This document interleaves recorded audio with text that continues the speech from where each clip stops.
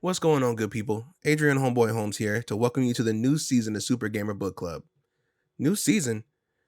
Where's the old season, I hear you say? Well, you can find all the episodes of the old season from our original book club host Zetch on our Patreon. And you can also find the newest episodes of season 2 with host me, ding, on Patreon as well. Me, Garrett, and a special guest every month choose a game and we go over it and talk about it in a shorter, more informal kind of setting. It's almost like we're just hanging out and telling what we liked about the game, what we didn't like about the game, so on and so forth. So we decided this is too cool to sit behind Patreon for all of it. So what we're going to do is we're going to take some of the older episodes and put them out on this free podcast feed for you guys. And if you want to check out the new episodes of stuff that we're doing, you can go and subscribe to our Patreon for only $1 and you get the brand new book club episodes when they come out. That's all I got for right now. I hope you enjoy the episode and I hope you come to see what we have on Patreon. Take it easy and enjoy the show.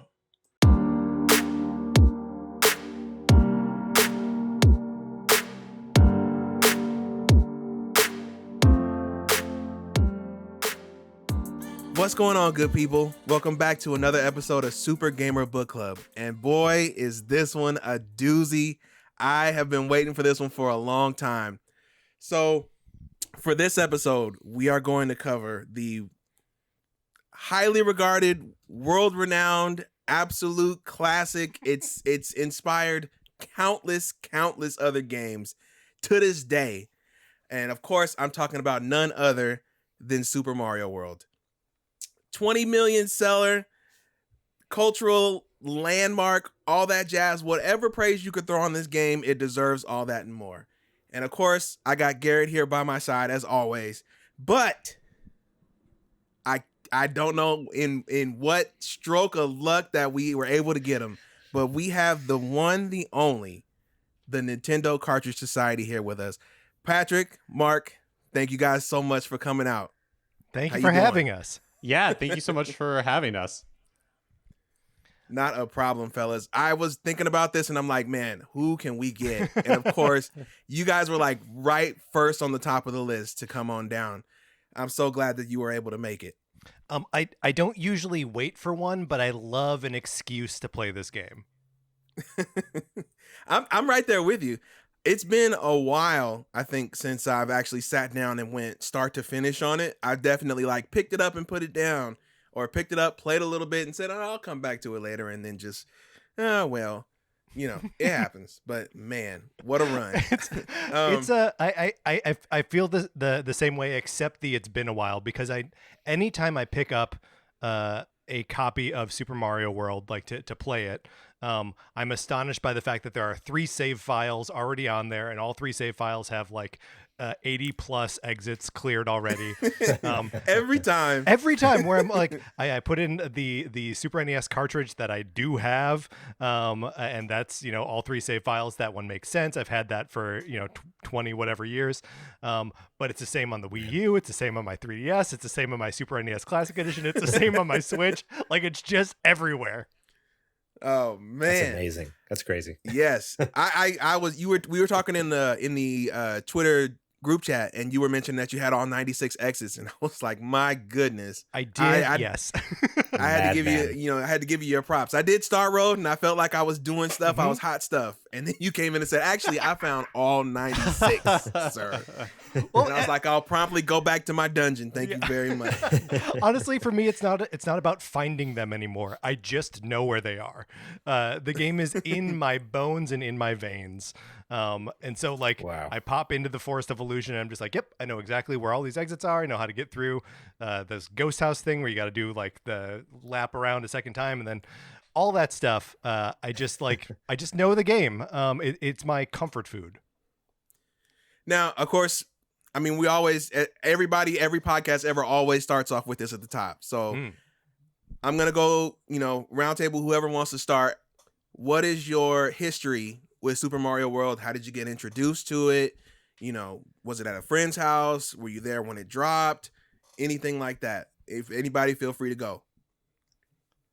So I'll jump in. So I was a Nintendo kid with the original NES, but I was too young to be making any of the buying decisions, and I was not clued in as far as like Nintendo Power or any of that. Like my family, like my parents, there's no way we are subscribing to that sort of stuff. So the Super Nintendo was not something I was anticipating. It was not something I even really knew about until we were visiting for like my cousin's house for Thanksgiving.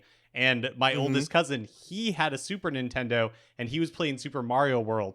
And it simultaneously like totally blew my mind, but also made me a little upset because it was like, this is not the Mario that I was familiar with. Where's his Tanuki suit? Like, where's the raccoon suit? You know, what's up with this like flying airship that Koopa is in? And your cousin was like, all that is dead to me. Yeah, exactly. But you see Mario like flying and it's like, wow, this is like, it was amazing. It was it blew my mind for sure.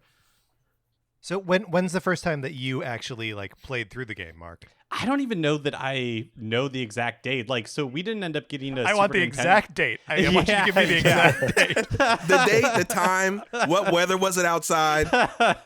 I'll have to get my farmer's almanac out. I can't. I remember it was a humid night. Yeah. So I'm not exactly sure because we didn't get a Super Nintendo probably for, you know, like until 94, 95. And so that's probably when I played it the first time after it had been out for a few years. Right on. I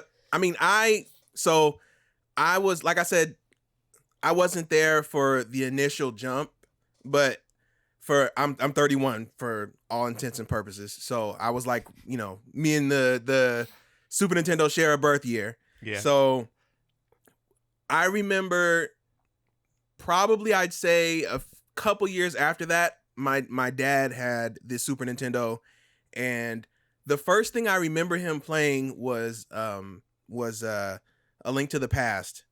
And then when he wasn't playing that, it was other stuff, and then Mario World was thrown in the mix. So in a weird way, Mario World and the original Mario Brothers kind of came into my life at like the same time. So it was not that difficult for me to go, oh, this is Mario and this is Mario too. Yeah. You know what I mean? Well, that's I didn't sort really of common, right? Like that, especially on there was that cart that had both Super Mario World and Super Mario All-Stars bundled together, right? Like I feel like that was a lot of people's experience of like classic Mario games was like all of it all at once. Yeah. So I probably didn't really sit down and actually do it until I was maybe not like, of course I didn't beat it, but I'd say my first real run was maybe like 6 or 7. And then of course, you know, after that you know, Dad, this level's too hard. And then, you know, you get the, I beat that, Dad, I beat that. You just played it, you know? And then of course, you know, after a while you get a little better, time passes and you end up beating it, and you know, you're a member of the club now. You did it. You got Bowser out of Dinosaur Land along with the 20 million other people that have bought the game over the years. So, I think this game is a masterpiece. I think it's one of the, probably, if not the best platform game. And I think the only thing that's ever come close, and I know it's a crazy opinion, but I think the only thing that's ever come close is Tropical Freeze, Donkey Kong Country Tropical Freeze, as far as a platform game, in my opinion. Yeah, vigorous nodding over here. Yeah, Tropical Freeze is so good. Mm-hmm. Mr. Morlang? So my history with it, I was born after, you know, the game and console came out. I was born, when did it come out? Was it like 90? 91, right? Depending on 91. Okay, yeah, that's what I thought. Yeah, so I wasn't born until 93, but it was something where a child. I was just a wee little baby, not even a twinkle in my parents' eye. My dad was a gamer though, so like he had an NES, a Super Nintendo, Sega Genesis, all the consoles, but mainly like we always played the Nintendos. And yeah, I don't know, I was like 2 or 3 years old when I was like first introduced. I think like 3 years old. I remember, well, my parents telling me like, yeah, we sat you down, you had a controller in your hand. Obviously I'm a 3-year-old, so I'm not doing much, but I all growing up though, like I just remember like from very early childhood to forever, always having a control in my hand. I grew up playing those games. So it's like, even though I wasn't there at the launch, that was like really some of my first introduction to gaming was messing around with Super Mario Brothers 3, Super Mario World, like all those, mainly the Super Nintendo. I was a huge fan of Mario Paint, especially as a little kid. Oh, fantastic man. game. Yes, we need to do a book club. We need to do a book club on that. I don't know how I can get a hold of it those. on the calendar. I don't know how we can get a hold of a copy of that. It's probably extremely expensive. We got to figure out a way to capture our make a song or make an animation right? and just capture it and put it on the book club the video feed. That'd be awesome. Fantastic. But yeah, so that was my experience. But obviously I was a dumb kid who was bad at video games. So I never beat it. It was one of those things where like I'd play through maybe the first world, if that, and I'd be like, okay, this is hard. Okay, let's go play Donkey Kong Country. I like that. And then same thing, I play through like the first couple levels and be like, this is hard. All right, I'm gonna just go screw around in Mario Paint. Or then you beat the first castle and then the map opens up and you're like, I'm sorry? Yeah, like, wait, what? I didn't just beat the game? What? Okay. Right. Weird. But yeah, my first experience completing the game was actually this playthrough that I just did last month here. So congrats, man. I've played the game hundreds of times, over my lifetime. It's something that's just so familiar and comforting, and even though it's not like I wouldn't call it like a comfort food for me like you would, Patrick, but for me it's definitely like it's my mom's favorite game ever. Like we play it together, and so it's just always been there. So I always loved going back and playing it, but I've just never had the guts to actually play through the whole thing or the skill. It wasn't really until I'm gonna be honest here, I might be a little bit of a cheater. It was on Nintendo Switch that has the save states and the rewinds. That was my only way I could get through it. Even this last month, I'm like, that's the only way I could do it. Without that, there's no way. love the save states. This or in like the 30-second rewind. This last playthrough, I abused that fantastic. Like crazy. It's hard for me, especially on Tubular. Oh my god. Yeah. I mean, because you can spend 3 hours learning Tubular and being like, okay, I need to pause for a second so I can get under this football here. Or you can rewind 12 seconds once and get it right. When I play one of these games where you can like rewind and then switch to a game, like a more modern game where you can't, it feels unfair. It just feels like every game should allow you to go back 30 seconds. Yeah. So that was my first experience. It felt really good. It was so cool, like to finally see the ending of this game I've been playing for, decades. It's just like, I finally saw the end. It's and the ending so. rips too. Like the closing thing where like they're marching like back through the world, and the music is just incredible. Yeah. I love a villain roll call. That's the best. It's so stupid, but I love it. It's awesome. So yeah. I mean, Patrick, I guess that just leaves you. Okay, so I was born in 1982, so I was 9 years old when this game came out. But I wasn't quick to adopt the Super NES because I was 9 years old, and 9-year-olds don't have any money. At some point though, I started like piecing together allowances so I could get the Super NES, and we did subscribe to Nintendo Power, Mark, so I did have my eye on all these awesome games that were coming out. But the one game that I was like, I will get a Super NES, by hell or high water to play, is The Legend of Zelda: Link to the Past. I was like, absolutely, I will be playing this game. And got the Super NES, played Zelda, played Super Metroid, played Final Fantasies 2 and 3 and Secret of Mana. Ooh, baby. Like just these some of the best games ever made. And really didn't come around to playing Super Mario World like on my own or like playing it seriously until college. Okay. Like I messed around with it a little bit at my friend Pete's house. I messed around a little bit at my friend James's house. They both had copies of the game, and I would be their Luigi, and I always liked it. But for whatever reason, it never like clicked for me as like something that I needed to play. So you never so you didn't get the one that had it with it, had the copy of the game with it. You just had the straight up control deck. Yeah, that's right. Right on. And at some point in the 90s, I did purchase a copy of the same cartridges that I carry with me to this day. But I don't remember what spurred me to do that, and I don't think I played it then. I think it was really like when I got into college that I was like looking for some sort of like nostalgic escape, and played through it. I better buy this now because in 20 years it may be worth $200 like every other Super Nintendo game. Right. That's what it was. And then just like throughout the course of my life, I have like two solid like memories of playing through the game in like bizarre or strange, noteworthy circumstances. The first being my senior year of college. I was playing it in like the lobby of the dorm. Like there was just like a lounge, and there was a TV set up in there, and I was just playing it on there. And this dude Joe came by, and he was like, "Oh, sweet, let's play through the game." And I was like, "Great." Mm-hmm. And we thought we were like getting all the exits, and we were very excited about how far we were going to get in one night. And we thought we finished it up. We reset the game so we can see that little 96 right next to the save file, and it said 95. And Joe was like, "Oh, we got to go back in." But it was like 3:00 in the morning at this point, and I just said, "You're too close." I said, "You got to do it." No, I said, "No, we don't," and I erased the save file. What?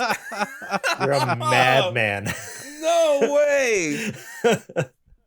and then the second time, and Joe never talked to you. I would have cried. I would have been like, "Why?"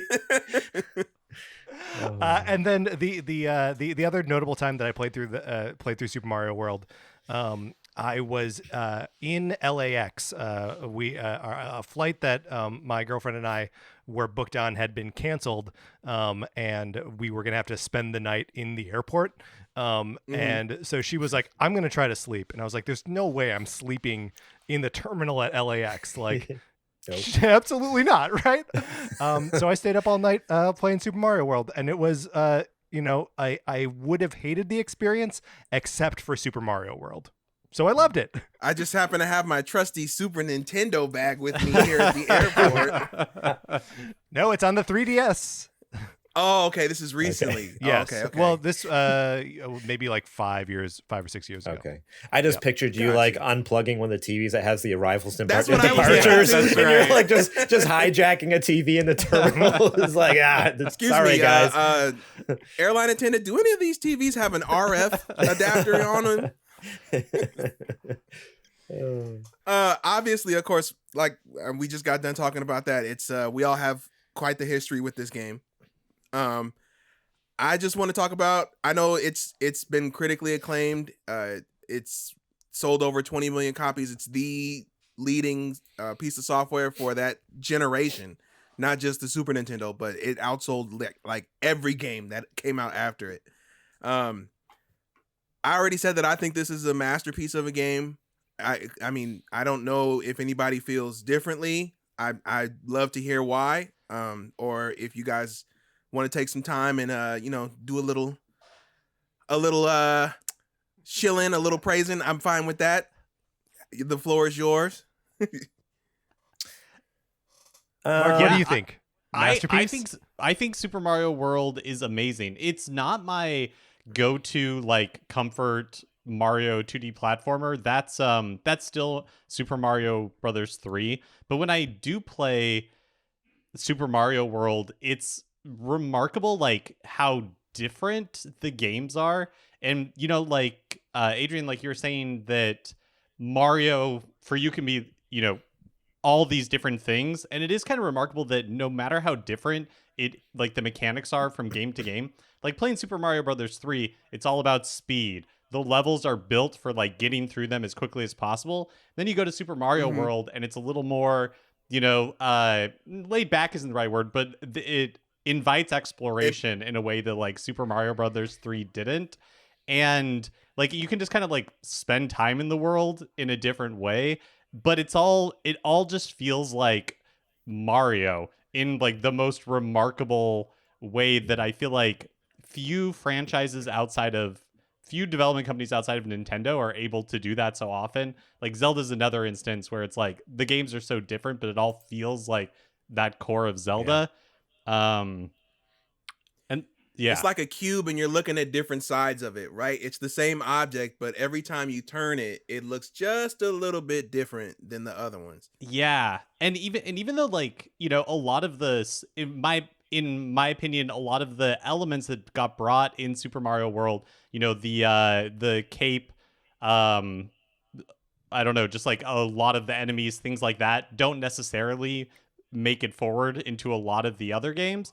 I still feel like Super Mario World is hugely fundamental to the like progress of Mario as a game franchise.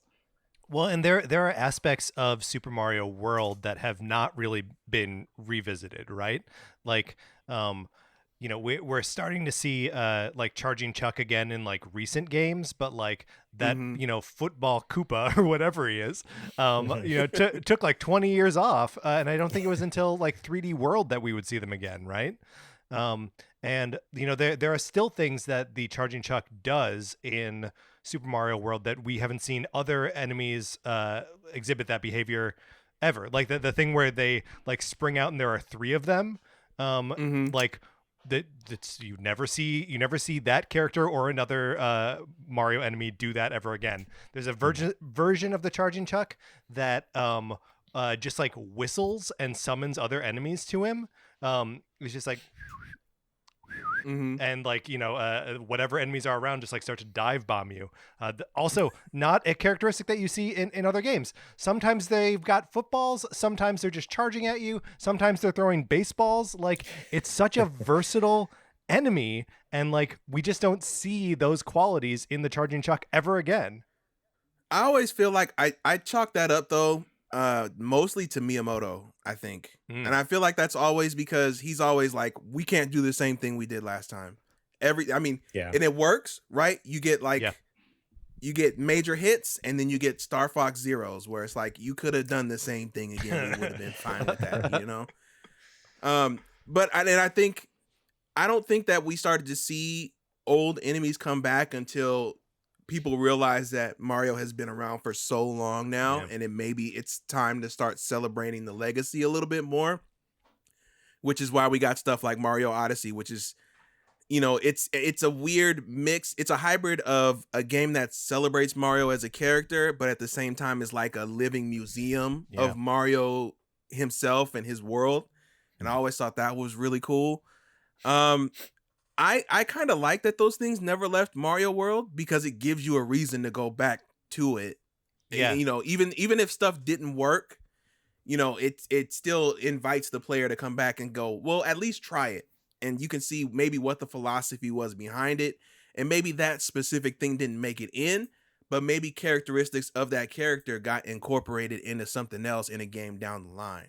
Yeah. Well, and it's cool because, like Odyssey definitely is that like Mario museum, but so too is like Super Mario Maker and Super Mario Maker 2, right?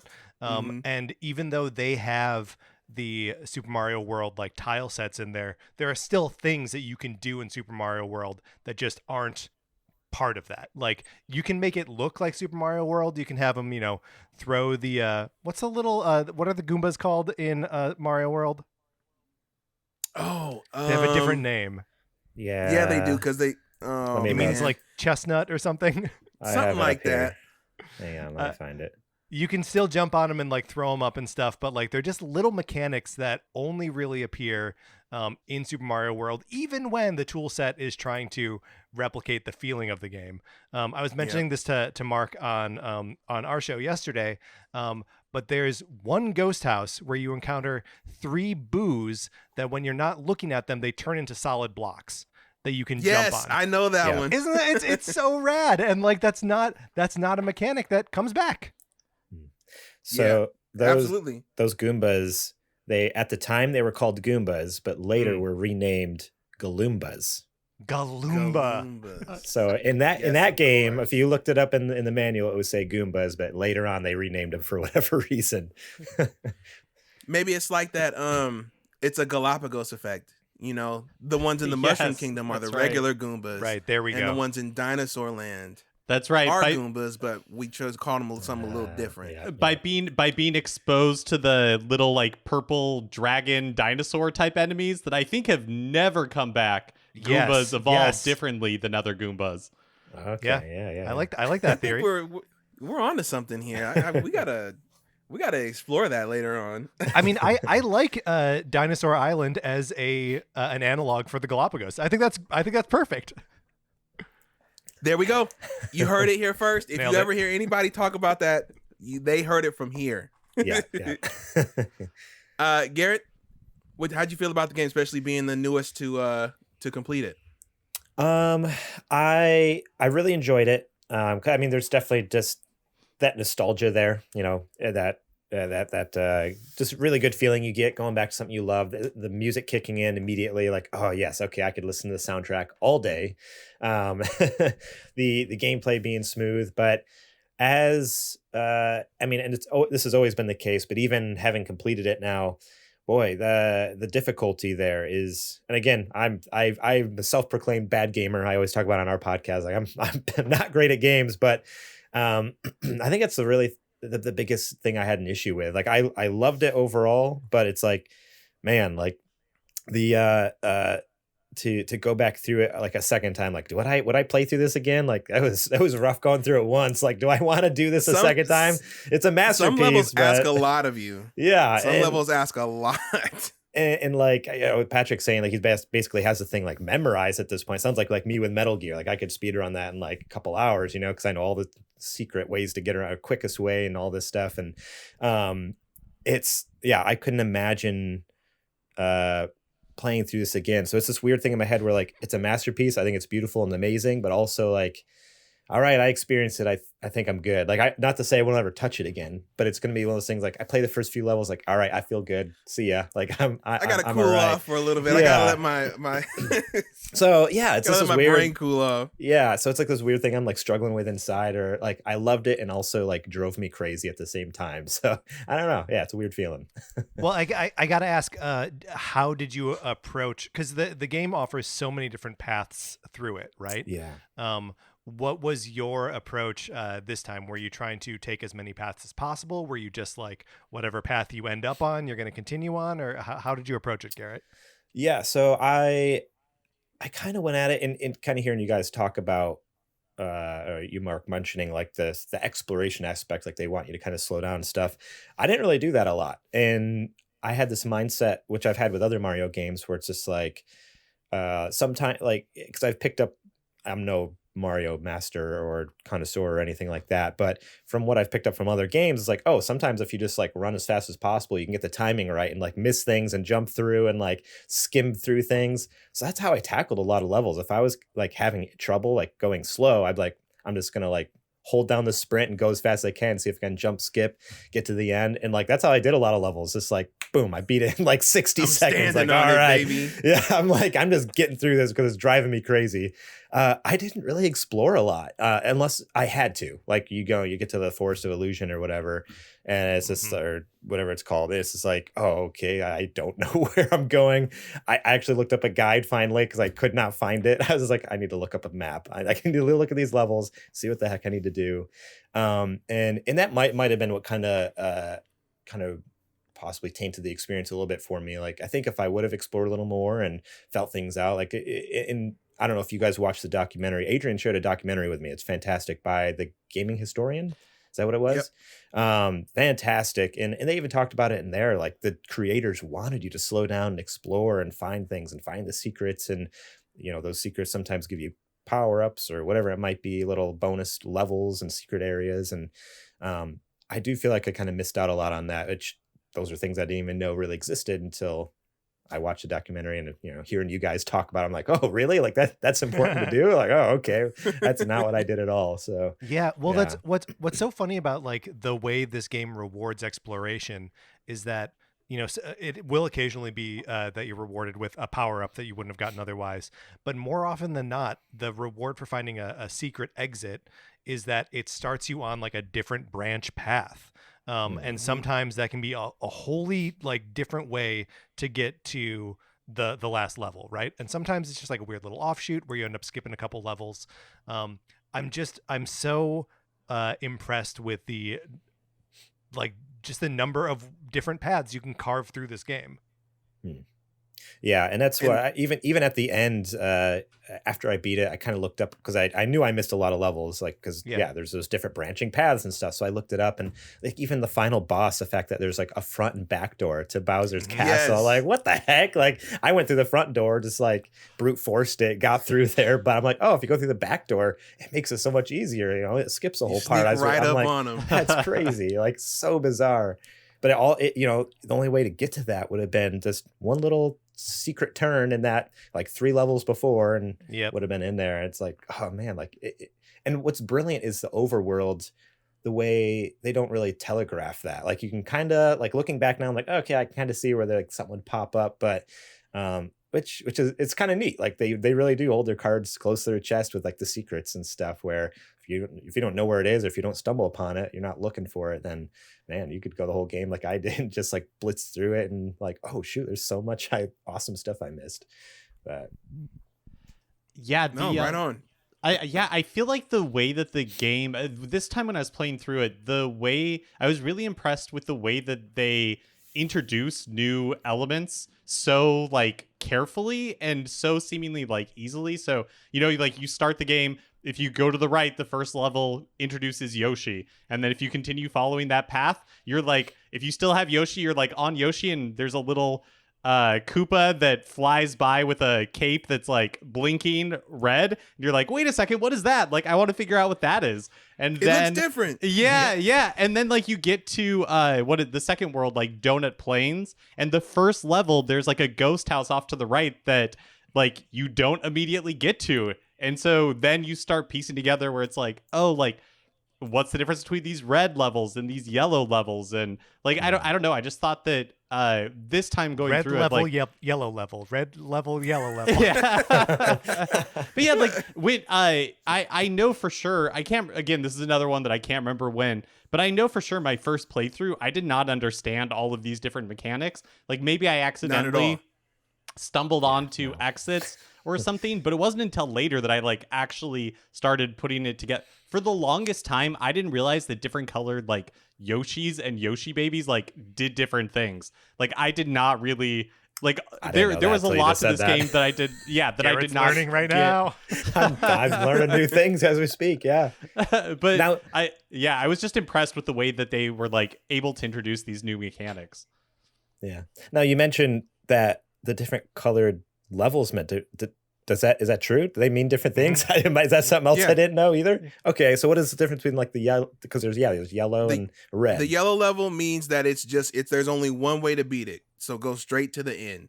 If it's a red level, that means that there's a secret exit, or possibly two. Well, there you go. Yeah, that's true too. I had no idea. Depending on where you are. I was fumbling around at times trying to figure out which one had the secret entrance. If I would have just looked at the color level, would have figured it out. But that's just one of the things that it's like, man, I can't believe that they, were able to stuff all that into that game. Yeah. But at the same time, when you take it back to, 89, when they were developing it, honestly, it seems like to us that they stuffed a lot in there. But for them, it was probably like, man, look at all this stuff with Super Nintendo that we can do now. That we can, that all this extra room we have that we were so constrained on NES. So it's amazing. That is that is one of the things that I really love about the Super Nintendo era, and you feel it in games like this, and in Legend of Zelda: Link to the Past, and in a lot of RPGs, where it was like after being so constrained with an 8-bit console, it just feels like 16 bits where people were able to like fulfill dreams that they never thought were possible. Like the games just kind of like explode in creativity. when Yep. like that's where you can really see the sort of like cartoon origins of Mario. Like he starts to look like a cartoon character, and you can see it in like the Koopa kids. They all have way more personality than they did in Super Mario Brothers 3, including like different weird animations when they get hit, or the ones that are like popping up out of the pipes as you're fighting them, that sometimes it's like their little butt sticking up and sometimes they're laughing at you or whatever. But like there's an enemy in one of the water worlds, I forget which one, where it's like they're dropping torpedoes out of these like little metal boxes, and the torpedoes don't just like pop out, they're lowered down by a little arm, and the arm is like wearing a Mickey Mouse white glove. And it's just like, it's like you've entered a Looney Tunes cartoon and like Bugs Bunny is fighting against you. It's just so fully realized an art form or like an art style that's only kind of implied in the 8-bit versions. Yeah. Also, I wanted to say also regarding the overworld, a quick shout out to whoever had the idea to, when you pass by certain sections of it, like things in the overworld happen. Like, for example, when you go over a bridge that's over a lake, a little Cheep jumps up out of the water, or, just little things that happen, because they didn't have to do that, but it makes the world feel way more believable or like alive. It gives it a lot of personality. And I think maybe that's one of the big contributors for this game too, is, we said the same thing, that it's all Mario, but this one I feel like has, up until that point, I think this is where Mario found his, and Patrick, you said that too, where he found his identity, right? Like he became the character that we know now. Before that, we only really got that in the illustrations on the boxes or anything like that, because he was still a sprite. But I think this is really the game where it's like, okay, this is Mario. You can take anybody who just played Odyssey, like any 4-year-old kid, and you can sit them down in front of Super Mario World and they would know that was Mario, versus the sprite in, Mario Brothers 3 or anything earlier than that. So that's definitely a big establishing factor for it there too. And he gets a little like bit of personality in a way. I've also watched that gaming historian, documentary on YouTube on Super Mario World, and highly recommend it. It's really interesting. But it's great. He pointed out like little things that I had always just kind of taken for granted, but like the personality that they give Mario in this game, like, him flashing a peace sign when he finishes a level and things like that. It's just a level of detail that we never saw before. Well, wait, hold on. Is it a peace sign or is it V for victory? Well, I mean, ooh, good question. What's he doing? I guess we'll have I guess we could really drill down into Mario's intentions. All I know is that it almost didn't make it because Miyamoto hated it. It's certain things like that, or when you beat the little Koopa castles, and I love the one where he does the TNT and it doesn't work, and then he goes over to the castle and it blows up, and he's got like the charred face. Yeah, and, he's Wile E. Coyote in that moment. Like, I mean, Mario games always sort of have a sense of humor, just like in the way the game will like sort of troll you a little bit. But like Super Mario World, like turns that kind of humor into just like straight up gags in the game, right? Like there's a TNT one that you just mentioned. There's a time that he uses like window washing equipment to just like wipe the castle off the map. And then there's one where he like plants explosives and it shoots off into the distance and hits a hill that's far away. Yes. And then the hill gets a little bandage on it. Yeah. So good, man. It's a funny game. I don't know. Freaking game. Yeah. One thing I like to also shout out, and I know we've had different worlds in the past. I think this is the biggest variety that we've had so far. We mentioned that a lot of the not a lot, but a good number of the ideas and the enemies didn't make it, but I feel like this is probably I think this is the biggest variety of any Mario game of enemies at one time. I think that they would cherry pick and add new ones, right? But as far as just like a base of enemies. Because think about how long that end credit roll goes with all the enemies in it. So I don't know if I'm sounding crazy, but that's what it seems like to me. No, there definitely is good enemy variety, but I mean, you mentioned like environment variety, and like it's worth noting that like there is no water world in this game, right? There's no like section of the map that you go to that like this is all the water stuff. There's no desert in this game. Like it's like skewing away from a lot of the sort of like Mario standards. Haunted forest, we don't really see that again. A chocolate area, whatever that like end part is before you go into like Bowser's cave area. We never see that again either. Like it's just a lot of, and like the two bridges across like a river, like that's also another kind of thing that we just don't Cheese see. Cheese bridge. Cheese bridge is my favorite level in the game, and not because not because like there's anything particularly remarkable in it, but because it has my favorite secret exit where you have to like fly/float under the original exit and then pull up right at the correct moment so you can land on like the second secret exit that's after it. I just remember when I finally mastered it, first when I finally realized that that's where the exit was, and second when I finally mastered it, I felt so accomplished. That's like my favorite memory of playing this game is finally Mom! nailing exactly. Wow. Yeah, finally nailing that secret exit. I always do it with a Yoshi, with ditching like getting the Yoshi all the way to the end of the level, which isn't easy because there are those like ropes that you're supposed to be hanging from, and you can just do like this sort of like Yoshi hop on top of those saws that are like buzzing around.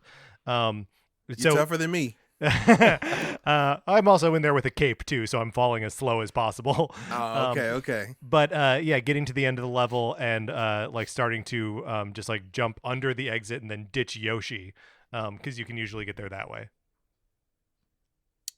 Right on. Thing. I think probably the last thing that I wanted to go over was I mentioned too earlier that it's a very highly regarded and renowned game. I wanted to talk about, the game's impact, not necessarily just for Nintendo. I'm sure they appreciated that it was, well received and made them a lot of money. But I think that this game really still has its DNA in games that are coming out to this day. It may not be, front and center, but there are definitely elements that people are still incorporating in their games that you can trace the roots back to, not necessarily Super Mario World itself, but Mario in general. And I think when Mario World perfected it, that's when everything kind of just shot off.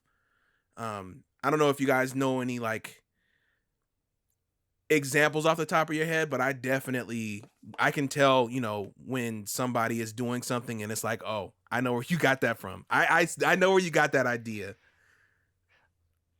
I feel like that's especially true now with the kind of like explosion in the last 10 or so years of indie games, how there's such a like great appreciation for traditional or like older 2D side-scrolling platformers that kind of borrow this 16-bit aesthetic. I feel like for a long time before indie games became big, like a lot of the foundational stuff has just like in the transition to 3D wasn't appreciated as much anymore. But I feel like indie games has brought a lot of that back. And I feel like, like the impact of Super Mario World is especially felt in a lot of like the indie platformers that we see today. Yeah. And like, for specific examples in that realm, the world map in Shovel Knight, for example, is like straight out of Super Mario World. Maybe straight out of Super Mario Brothers 3. It's a little bit more linear, so maybe I'm wrong there. I'd say the level of detail, I think, maybe pushes it into world category over Mario Brothers 3. Well, and just generally speaking, the insistence on the level of detail in the world, both the world map and in the levels themselves, to like assert a specific space so it feels like a real place that you're in. I feel like that kind of immersion is what video games are always going for. And Super Mario World was just achieving it, back in 1991. Anything for you, Garrett?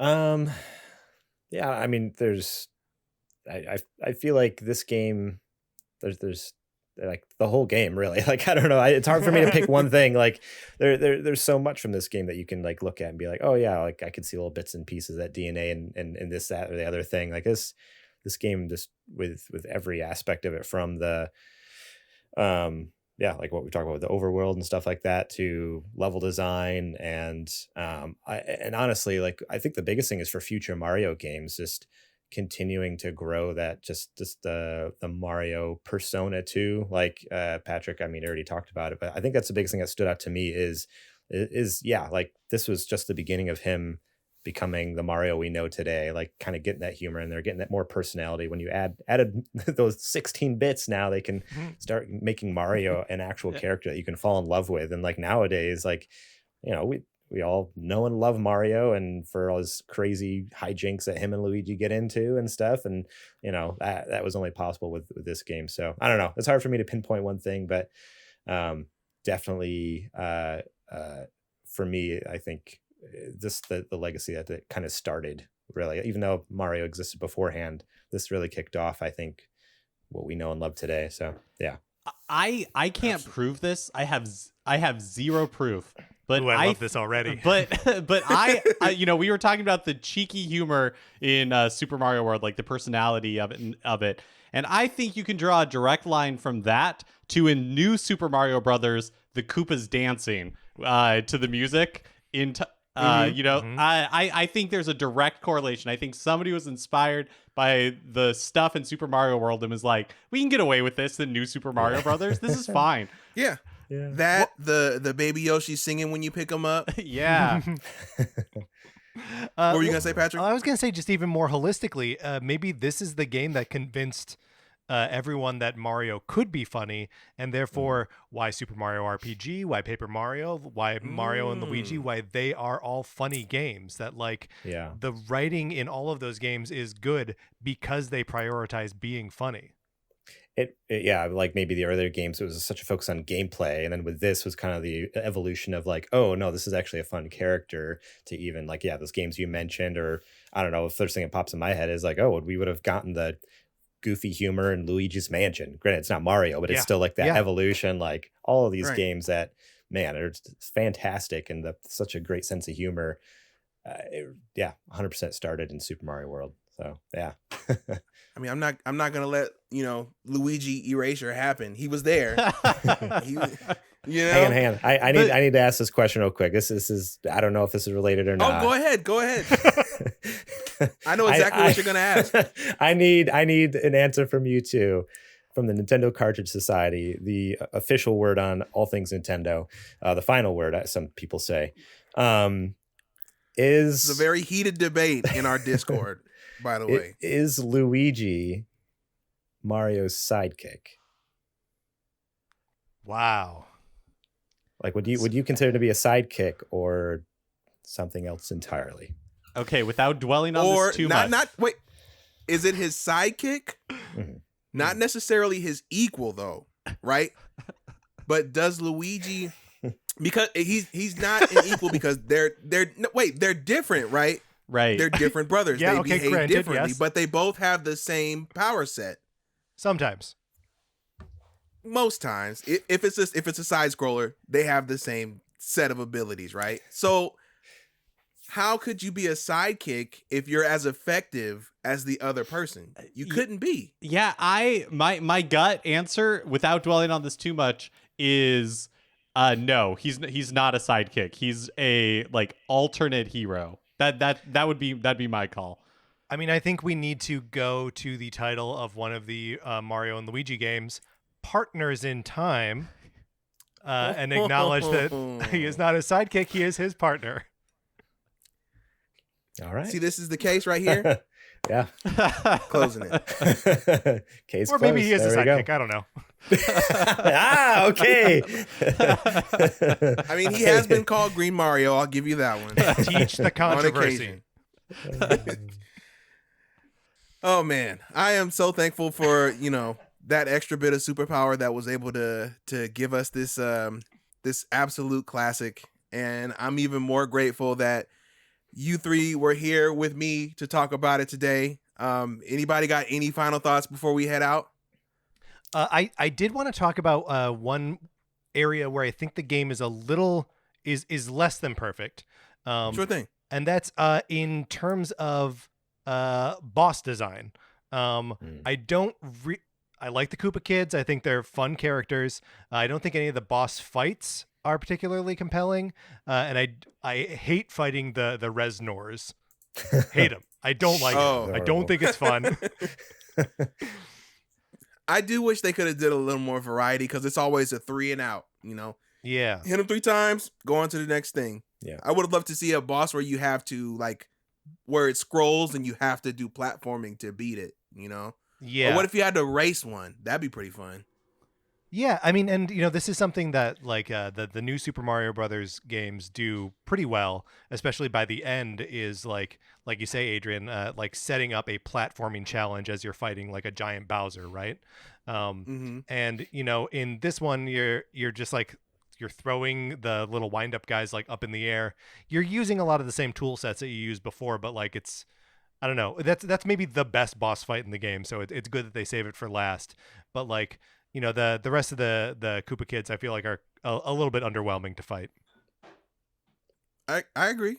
Yeah. I think they definitely could have done better, but also, I mean, were we doing that level of boss fights at that point? I mean, Mega Man had been doing it since like '87, man. fair point. Fair point. But yeah, not really in Mario games. It was pretty much, I mean, even like Super Mario Brothers 3, the like boom boom, it's basically Right. the same thing throughout. The Bowser fight is a little different. So but I do think the Koopa Kids in Super Mario Brothers 3 have a lot more personality. That is one area where I feel like they become more generic in Super Mario World versus how really? they are in Super. I think so. Yeah. Is it you don't I like can't- Roy as much in Super Mario World? Is it just Roy? I feel like it's in their in their visual presentation, because like the Koopa Kid battles in Mario 3, it's all kind of the same thing. Jump on them 3 times, avoid whatever attacks they're doing, but I feel like their visual presentation is more interesting in 3 than World. But I don't want to end this on. Oh, sorry. Go ahead. I was gonna say I would agree with you if Mode 7 didn't exist and we didn't get to see that. Right, exactly. That makes up for all of it right there. Yeah. Sorry, I cut you off. No, I was just going to say that I just wanted to tip my hat. I know we mentioned it earlier, but just like the music in this game is so good. Truly like all time. And again, kind of like expands the soundscape for what Mario music can be, and that I think has a big effect on the series going forward. It wasn't as flashy, but I feel like Mario World definitely took advantage of pretty much everything Super Nintendo had to offer at some level. The color palette was expanded. You have more sound channels to play with, which they did. They had different graphics modes, and I feel like at some level, this is like a showcase game for what Super Nintendo could do in, starting out with a Mario game at least. Yeah, dude, So the freaking cave soundtrack with like the reverb and stuff like that. Where it Yeah, echoes, that's yeah. awesome. Oh, it's fantastic. So good. I also love the games. It's not just like what is like sonically possible, but like conceptually how it approaches music is different, because there's this one melody that is sort of like winds its way through all of the different level tracks, right? That you'll hear it on like a regular like athletic theme, the underground theme, everything. You hear like the same melody like playing through it. So there's this like sonic cohesion to the whole thing. And then I absolutely love that when you hop on Yoshi, it's the same music track, but there's now a little like timbali, like It adds some spice to it. Yeah. Some seasoning. No, I dig it, man. I dig it. I think that's I feel like we can go on, but I'm gonna go ahead and cut us here. Cause I could just talk about this game and talk. Fellas, thank each and every one of you for coming to hang out with me. Patrick, Mark, I can't thank you enough. You did exactly what I was expecting for you to do. You came in, you wrecked shop, and you're just dropping the mic and leaving. I appreciate you both, fellas, for coming and hanging out with us. Well, thank you so much. This was an absolute blast. Yes. Again, I'm always looking for an excuse to replay Super Mario World. But this time I also got to have a great conversation about it. So thank you for having us. So we want to do this again in problem. like 3 months? That sound good? 2. 4 months? Yeah. 2? Okay. All right. Just every other month in Super Mario World, just keep going back. No, but I was going to see it probably after, thinking about keeping you guys on retainer, because we did want to do the Holy Trinity at some point, right? So, there's A Link to the Past, and there's Super Metroid. So at some point, I want to get all 3 of those in the show rotations, in the episode list. So, yeah, well, I'm good for it. Also, when you talk about Mario Paint, I want in on that too. I played the wheels off my Mario Paint. Oh my god! Gotta dust your mouse off. Oh man! All right, folks, that'll do it for us this week, or this month, actually. Sorry. Keep an eye on our streams and an ear to our podcast, where we will tell you next month's game. And thank you for listening. Thank you for supporting us on Patreon, on Twitch with Jeff Bezos' money. Keep giving us all of that. And we will see you next month. Take care. We're out.